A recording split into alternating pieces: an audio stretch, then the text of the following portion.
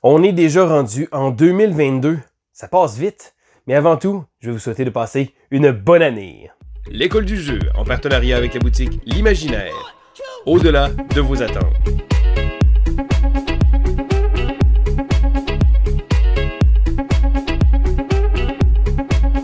Bonjour, bienvenue à l'école du jeu. Mon nom est Sylvain et on se retrouve pour ce segment Quoi de neuf du mois de décembre. Alors, mais là maintenant, on est rendu au mois de janvier, déjà en 2022.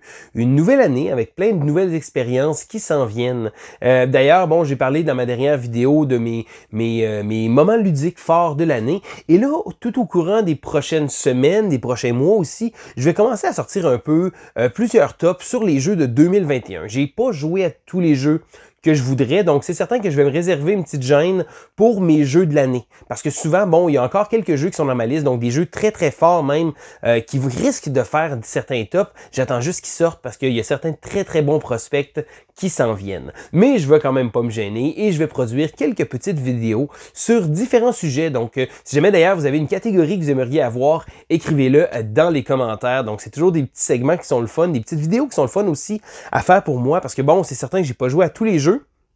Mais j'ai quand même joué à une bonne bagatelle de jeux de 2021, plusieurs jeux très très intéressants que j'ai très très hâte de pouvoir vous parler.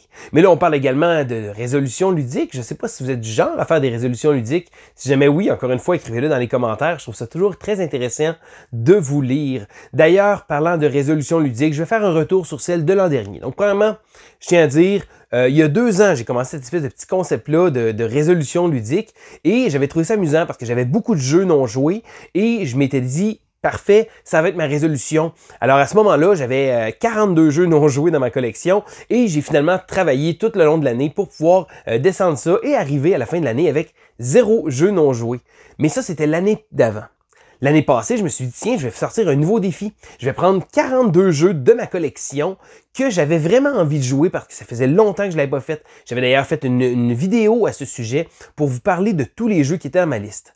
Et j'ai le devoir de vous rapporter que j'ai échoué ma résolution ludique de l'an dernier. Et oui, j'ai passé à travers la liste, il me restait encore 15 jeux que j'ai pas eu l'occasion de sortir, que ça n'a pas donné, ou même certains jeux qui ont même quitté ma collection. Donc, ça a été un échec cuisant, mais c'est pas grave, parce que justement, c'est bien de voir que des fois, on essaie de sortir les jeux qu'on veut, mais des fois, il y a certains jeux qu'on a peut-être l'impression qu'on aime plus, et que finalement, ils sortent pas. D'ailleurs, je vous réserve une vidéo éventuellement sur ma prochaine résolution ludique de 2022. Mais là, tout ça c'est beau, hein? Vous écoutez la vidéo, pourquoi? Pour entendre mes expériences ludiques du mois. Et je commence avec quelques petites statistiques personnelles. Donc, au courant du mois de décembre, j'ai joué 46 parties de 21 jeux différents. Et là-dedans, il y en a 8 que c'était la première fois que j'y jouais. Donc, 46 parties, ça peut sonner beaucoup. Mais je vais commencer immédiatement parce que la plupart de ces parties-là ont été faites avec un petit jeu qu'on vient d'acquérir, c'est le jeu Cardline Dinosaur. Alors Cardline Dinosaur est un jeu que mon fils a eu au courant du mois de décembre et il y avait très hâte. Donc mon fils de 7 ans adore les dinosaures et on avait déjà le jeu Cardline Animaux à la maison, un jeu qui était d'ailleurs très populaire avec la famille. Donc Cardline Dinosaur, qui est une espèce de jeu avec les mêmes règles que Cardline, d'autres versions qu'il y a eu, mais si vous ne savez pas c'est quoi, je vous explique. En gros, il y a des cartes, et d'un côté, il y a une image, donc en l'occurrence ici d'un dinosaure, et à l'arrière, il y a des informations. Donc pour les dinosaures, on parle du poids et de la grandeur. Donc en début de partie, on va choisir si on va jouer avec lequel des deux. Donc exemple, on va jouer avec le poids. Donc ce qu'on va faire, c'est qu'on prend une carte, on va la placer au milieu et on va la retourner, et on va voir un poids. Donc par exemple, un T-Rex pèse 5,7 tonnes. Et là, on va avoir 4 cartes devant nous. Chaque joueur a 4 cartes et on ne voit pas les informations situées à l'arrière. Donc, ce qu'on va devoir faire, c'est prendre une carte et la placer dans la ligne. Et là, on peut la placer avant, après ou même entre les cartes quand il va en avoir plus. Et le but, c'est de placer l'information à la bonne place. Après avoir placé la carte, on la retourne, on regarde si la carte est à la bonne place. Si oui, tant mieux. Sinon, on la défausse et on en pige une nouvelle. Le premier joueur à passer ses cartes va remporter la partie. Donc, c'est un jeu qui est de 1 éducatif, mais de 2 très amusant. Et je trouve que mes enfants, qui ont probablement une meilleure mémoire que moi, sont excellents à ce jeu-là. Ils vont se rappeler des informations des fois. Et nous autres, on va prendre des fois un guess. Mais je dirais que c'est ce qui est le fun, c'est que c'est un bon challenge. Bon, la version des animaux rajoute aussi une information qui s'appelle la durée de vie. Et souvent, je me rends compte que même en tant qu'adulte, Je connais pas beaucoup la durée de vie des animaux. Donc, ça reste que c'est des jeux intéressants à jouer en famille. C'est des jeux qui sont même éducatifs et très amusants. D'ailleurs, Card Light Dinosaur a été joué pratiquement une quinzaine de fois à la maison. Donc, 15 fois que j'ai noté parce que mon fils adore ce jeu-là. Je continue avec un jeu que, lui, c'était pas la première fois que j'y jouais. C'est le jeu Res Arcana. Alors, Res Arcana est un jeu d'un designer que j'adore qui s'appelle Tom Lehman. Tom Lehman a designé un jeu qui s'appelle Race for the Galaxy.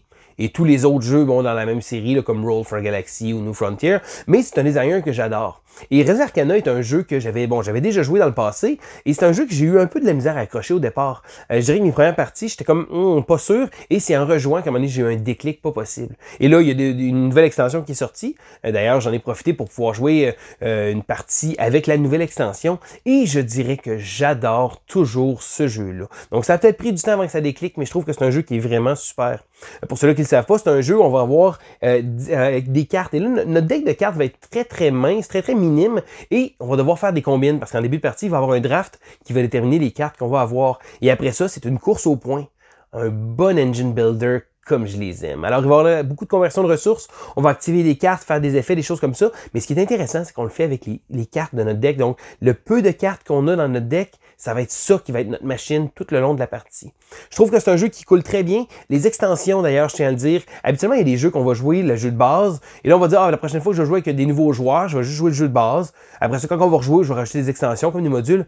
Res Arcana, ce qui est le fun, c'est que les extensions s'ajoutent dans la boîte de base et je pourrais partir une partie avec n'importe quelle, commencer une nouvelle partie avec un nouveau joueur et jouer immédiatement avec les deux extensions à l'intérieur et le joueur n'y verrait que du feu. Donc, ça vient pas complexifier trop le jeu, ça fait juste le bonifier. Donc, Res Arcana, un jeu que j'adore. D'ailleurs, si jamais vous voulez voir, j'ai déjà fait une critique sur la chaîne. Et c'est un jeu que je suis très content d'avoir rejoué parce que je pense que c'est un jeu qui gagne avec le temps. Les prochains jeux que je veux vous parler sont deux jeux de deck building de la compagnie Renegade Games. C'est le jeu G.I. Joe et Transformers. Et là, premièrement, je tiens à mentionner, oui, les deux jeux sont sortis relativement en même temps. Les deux jeux sont des deck builders de la compagnie Renegade Games. Mais c'est deux jeux complètement différents. Donc, c'est pas une extension, c'est pas une modulaire, on peut pas les mélanger les unes aux autres. D'ailleurs, il y a un autre jeu, un autre deck builder qui est sorti sous le thème des Power Rangers, qui est celui-là complètement différent.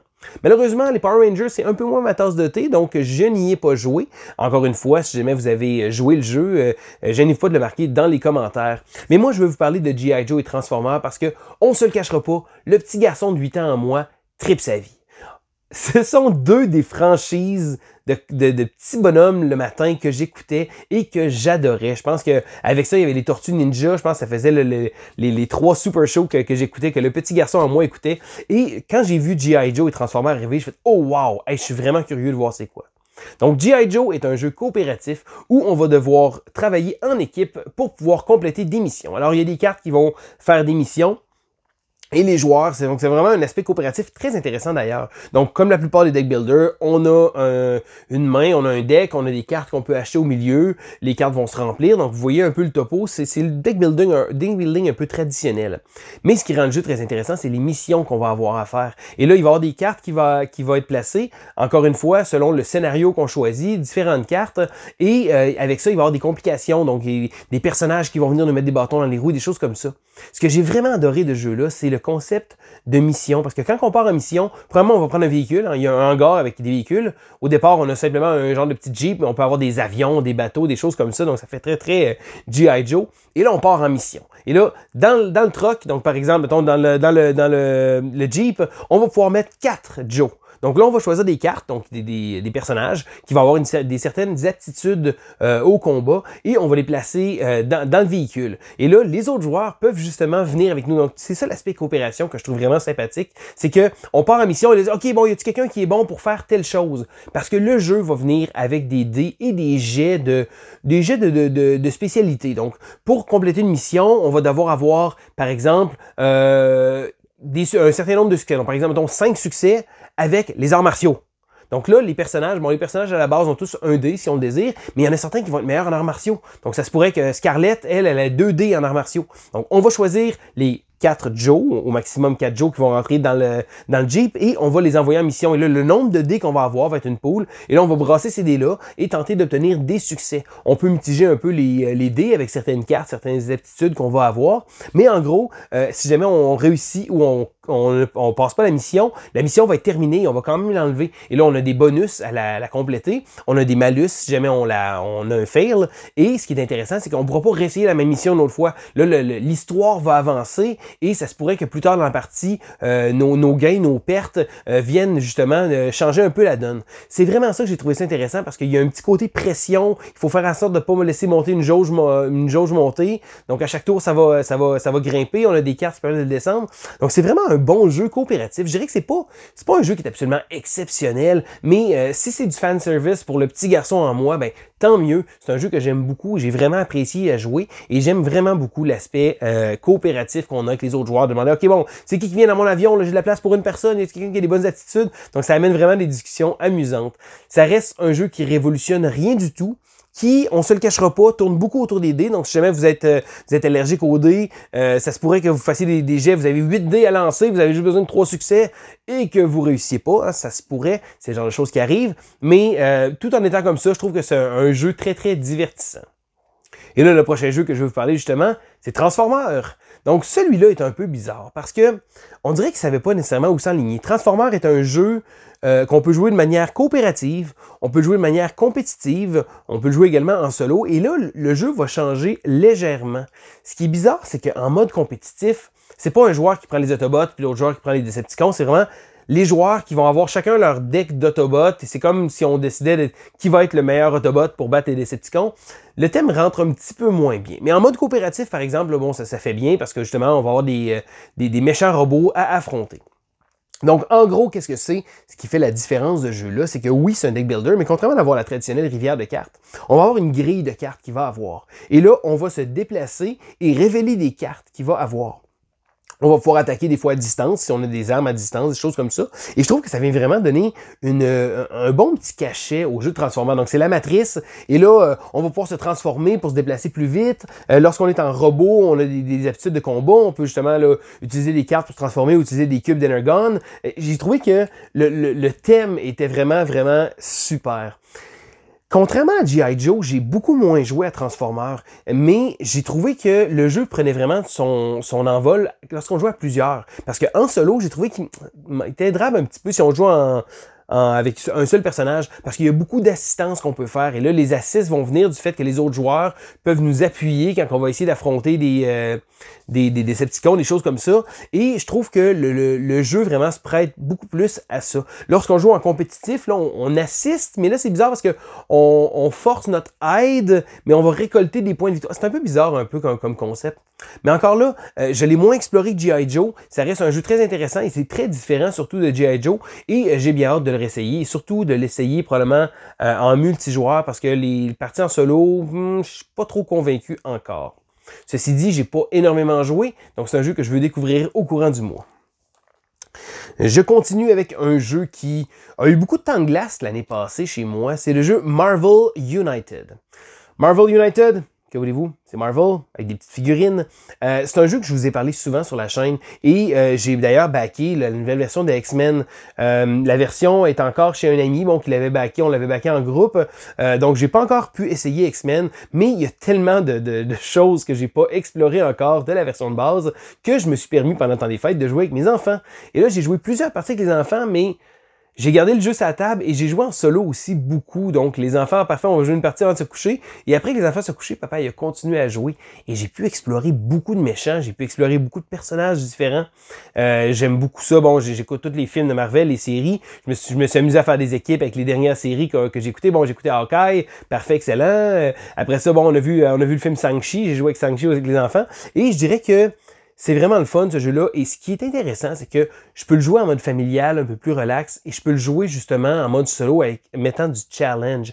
Et c'est vraiment un jeu agréable. Si jamais vous avez juste joué à la version de base, qui n'est pas un mauvais jeu, mais que ça devient redondant un peu vite, les missions sont pas très très difficiles, les personnages, les méchants, dites-vous que la version Kickstarter et les extensions rajoutent tellement de variété. Donc j'ai à peine effleurer la pointe de l'iceberg, et avec ça, je prends souvent des personnages que j'aime beaucoup, et je me dis qu'il y a tellement de variété. Bon, les personnages sont pas tous méga différents, mais ils ont certaines aptitudes envers une chose, donc il y a moyen de faire un bon team, et il y a moyen également d'avoir un team qui va pas aller loin. Et là, il y a des vilains qui sont très très forts, qui ont des habilités très fortes, mais ça reste un jeu que, si jamais non, c'est pas un jeu pour enfants. Oui, c'est un jeu familial, mais c'est un jeu qui a tellement à offrir, encore plus dans sa version Kickstarter, bien entendu, hein. Mais je dirais que c'est un jeu que je ne me tanne pas de jouer, et j'ai d'ailleurs très hâte de recevoir le paquet de grosses boîtes que la prochaine version Kickstarter va m'apporter. Je continue avec un jeu qui m'a surpris.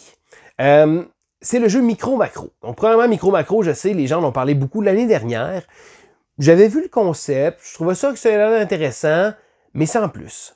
Mais là, je me suis dit, je cherchais un jeu à jouer pendant le temps des fêtes. Et surtout que, bon, étant donné que ma femme ne joue pas beaucoup, je me suis dit, si je sors le jeu, puis je mets la grosse carte sur la table de cuisine, puis que je joue avec ma fille, elle va peut-être être curieuse. Puis, c'est quoi ça? Attends un peu, c'est un jeu, mais il n'y a pas vraiment de règles. Il faut juste répondre aux questions. Donc, pour ceux qui ne le savent pas, Micro Macro est un jeu d'enquête. Ce qu'on va avoir, on va avoir une grosse carte qu'on va déplier et qu'on va placer sur la table ou sur le mur. Je pense que c'est même moins difficile pour le dos. Et on va avoir des enquêtes à faire. Ce qui est vraiment intéressant dans ce jeu-là, c'est que c'est comme une carte presque dynamique, parce que le personnage qu'on va voir à une place, si on se déplace, on va pouvoir faire le cheminement, et souvent en sens inverse. Bon, des fois, ça va être de peut-être résoudre un crime, là, il y a eu un accident de voiture, donc bon, on trouve l'accident de voiture, ok, parfait, il est là, ok, ben c'est où qu'il habitait, ben là, tu recules, puis, oh, tu vois la voiture avant, puis là, tu vois, fait que tu peux retracer les choses qui ont été faites en sens inverse, et tu vas répondre aux différentes questions des enquêtes. C'est vraiment un jeu rafraîchissant. Donc, c'est certain qu'à la première vue, j'avais presque l'impression que c'était Où est Charlie? Mais je trouve que c'est un jeu qui a fait de quoi de très original. Il n'y a pas deux jeux comme celui-là. Peut-être qu'on va en voir éventuellement d'autres, mais c'est le premier que je connais qui fait exactement ça. Bon, c'est certain que quand on va passer toutes les missions, on va comme avoir fait un peu le tour. Il y a une nouvelle édition du jeu qui est d'ailleurs disponible, mais je veux dire, ça reste comme un unlock ou un exit. Ben, plus comme un unlock, parce que on détruit pas le matériel, mais ça fait en sorte que quand on va leur faire, bon, j'ai l'impression que, tu sais, je suis pas sûr qu'on va leur sortir, mais c'est vraiment, vraiment un jeu sympathique. Donc, c'est certain qu'il faut faire attention. Il y a peut-être des enquêtes qui sont un peu sensibles au niveau du thème. Ça traite de sujets un peu délicats, mais j'ai trouvé que même c'est intéressant parce que, bon, avec ma fille de 9 ans, je pense que sans être des éléments trop graphiques, ça peut amener vers des discussions même. Tu sais, je veux dire, c'est pas quelque chose de trop hard non plus, mais ça peut traiter de sujets très, très sérieux. Mais encore une fois, c'est sûr que si jamais vous êtes plus sensible avec ça, faites attention, c'est peut-être pas nécessairement familial au sens que, bon, toute la famille va pouvoir avoir du plaisir, mais j'ai trouvé que même ma fille de 9 ans a bien compris quand même les choses, là, tu sais, on voit, puis je dirais qu'elle a vraiment aimé ça, et je dirais que j'ai vraiment été surpris. Elle est probablement meilleure que moi pour remarquer ça. Souvent, c'est elle qui voyait, elle faisait le chemin, et on a vraiment pogné un trip là, qu'on a joué pendant une soirée de temps. Elle a adoré, et ça a vraiment été un thumbs up, ça a été une belle réussite. Encore une fois, c'est un jeu unique, puis ça, c'est quelque chose qu'il faut que je lève mon chapeau, c'est rendu quelque chose de rare, c'est rendu difficile d'innover un peu dans le jeu de société, mais Micro Macro a fait de quoi de différent. Je continue avec un petit jeu qui, lui, fait rien de différent, mais que c'est sympathique quand même. Ça s'appelle Dollar for Donuts. Dollar for Donuts, Dollar to Donuts, pardon. Donc, Dollar to Donuts est un jeu de placement de tuiles. Donc, on a des tuiles probablement dans la boîte. Je ne cacherai pas, hein? Vous voyez l'image là, hein? Ça a de l'air délicieux. Donc, des beaux beignes qui ont de l'air savoureux, de la couleur. Donc, ça reste un petit jeu très, très léger, mais quand même sympathique. Donc, c'est un jeu de placement de tuiles. On va devoir placer des grandes bandes, et on va devoir enligner différents beignes de manière à pouvoir retirer des beignes et remplir des commandes. Donc, c'est très, très traditionnel, hein, ça innove zéro puis une barre, mais je dirais que c'est un jeu que j'ai trouvé sympathique. Encore une fois, c'est un jeu qui, je dirais, qui se démarque pas nécessairement du lot, mais c'est un jeu qui va bien jouer en famille, qui est très attrayant visuellement, et ça reste que c'est un bon petit casse-tête, parce que quand on place nos bandes, il faut essayer d'enligner justement des beignes pour pouvoir remplir des commandes, mais des fois, il faut faire des mismatchs, donc des beignes qui seront pas de la même sorte, parce qu'on va récolter de l'argent, et avec cet argent-là, va nous permettre de pouvoir acheter différentes choses, et j'ai vraiment trouvé ça sympathique comme jeu. Donc, pas un grand jeu, mais Dollars to Donuts va rester un petit jeu facile à sortir, un petit jeu grand public. Vous savez, quand vous jouez à des jeux de société avec des gens qui connaissent un peu moins ça, qui sont un peu moins à l'aise, ben c'est le genre de jeu parfait. Je continue avec un autre petit jeu qui, celui-là, m'a vraiment impressionné, c'est le jeu Cascadia. Alors, Cascadia est un jeu qui rappelle beaucoup différents éléments de jeu de société. Donc, c'est un petit casse-tête, donc un puzzle de placement spatial que j'appelle donc de positionnement, je dirais, où on va devoir placer différentes tuiles et devoir tenter de compléter certaines séries. Et là, comment ça fonctionne? On a des tuiles qui vont avoir différents types d'animaux possibles dessus et on a des jetons d'animaux qu'on va placer sur les tuiles. Encore une fois, on peut placer n'importe quel jeton sur n'importe quelle tuile. La tuile va nous marquer quels sont les jetons qu'on peut placer dessus. Ce qui est intéressant, c'est que chacun des animaux va avoir une différente façon de marquer des points. Et là, il y a plusieurs éléments. Donc, par exemple, le poisson, donc le saumon, on peut jouer avec, je pense, c'est 5 façons différentes de jouer le poisson. Et ça va faire en sorte que, bon, lorsqu'on va finir la partie, ils vont marquer des points pour une ligne contiguë qu'on va faire. Donc, si jamais ils sont pas entourés. Et là, chacun des éléments comme ça va marquer des points. Le wapiti va marquer des wapitis qui sont dans une ligne. Des fois, les aigles, eux autres doivent être seuls. Des fois, les ours doivent être ensemble. Et là, il y a vraiment un paquet de petites règles comme ça. Donc, c'est essentiellement un casse-tête, mais ça fait la job. Le jeu a une belle présentation, le jeu a des jetons qui sont très amusants à manipuler. Donc, c'est vraiment des beaux jetons chunky à manipuler. C'est un jeu qui fait bien la job. C'est un jeu très intéressant, qui je pense va rester dans ma collection assez longtemps parce que c'est le genre de jeu qui est facile à sortir. Encore une fois, accessible. Bon, comme je parlais justement de Dollars to Donuts. Je pense que Cascadia a vraiment la faculté d'être vraiment un très très bon jeu. Donc, Dollars, c'est pas mauvais, c'est sympathique, mais Cascadia, il y a de quoi avec ce jeu-là. C'est probablement un genre de jeu qu'il va pouvoir être dans les excellents jeux pour attirer les gens vers le hobby. Donc, encore une fois, un jeu avec une belle qualité de production, un jeu avec des décisions très intéressantes parce que là, on va devoir essayer de placer notre casse-tête du mieux qu'on peut. Et là-dessus, j'ai vraiment aimé ce jeu-là. D'ailleurs, je vais probablement vous présenter ce jeu-là sur la chaîne au courant du mois. Je continue avec un jeu que j'ai joué, un jeu qui se joue seulement en solitaire, qui s'appelle Relics of Rahajavira. Donc, Relic, on va en rester là, est un jeu solitaire qui est un jeu de casse-tête. Donc, c'est vraiment des puzzles qu'on va devoir faire. Et la manière que c'est amené, c'est très intéressant parce qu'on a un plateau avec des petites caisses. Et sur ces caisses-là, on va avoir certains positionnements à faire et on va devoir tenter d'aller chercher un diamant. Et là, pour ce faire, on va devoir déplacer les petites caisses. Parce que là, on a notre archéologue. Et là, on peut déplacer les caisses, mais si la caisse est dans un coin, on ne peut pas la tirer. On peut essayer de pousser, mais si on arrive... Fait que c'est faut vraiment déplacer les choses, les placer. Ça me rappelle un ancien jeu d'ordinateur qui s'appelait Sokoban. Un jeu que j'adorais. On devait placer des caisses, justement, en les poussant. Et là, en les plaçant à certains endroits, ils viennent nous bloquer. Et là, il va falloir faire attention de ne pas les mettre dans le coin parce qu'on ne peut pas les tirer. Donc, c'est vraiment une question de pousser.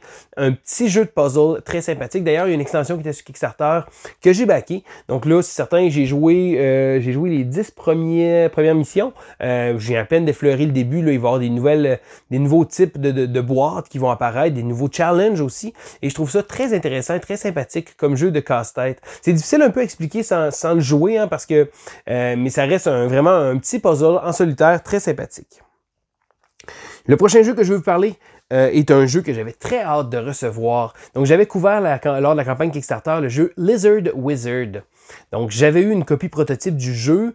Il manquait beaucoup d'éléments, mais bon, c'était une copie qui était amenée à changer. Il y avait eu beaucoup de changements de règles aussi. Le jeu a constamment évolué. Et là, j'ai enfin reçu ma version.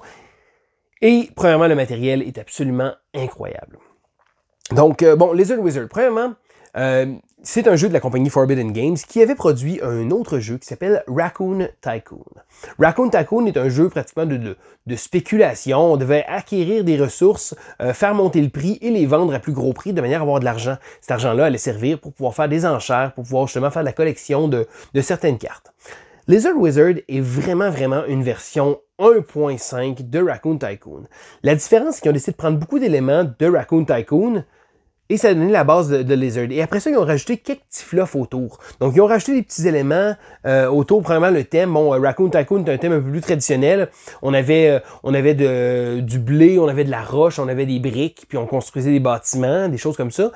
Lizard Wizard, lui, a un petit côté un peu plus magique. Donc, au lieu d'être des ressources traditionnelles, ça va être des ressources magiques, là, des mandragores, du sulfure, plein de petites choses comme ça.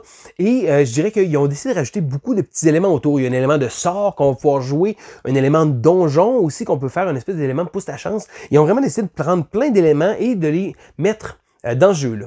Et là, je vous en parle beaucoup parce que les deux jeux, justement, partagent énormément d'ADN et j'ai vraiment de la misère à mettre le doigt sur lequel je préfère. Premièrement, Laser Wizard a du matériel vraiment hors pair. C'est un jeu qui est un petit peu plus gamer, donc il y a un petit peu plus de choses qui vont me plaire, mais qui est peut-être moins accessible avec son thème un peu plus magique, un peu plus fou, puis avec les choses qu'ils ont rajoutées. Tandis que Raccoon Tycoon, c'est un jeu qui sort tellement bien, c'est un jeu avec une belle présentation, puis je pense que pour cette raison-là, les deux jeux vont quand même rester dans ma collection.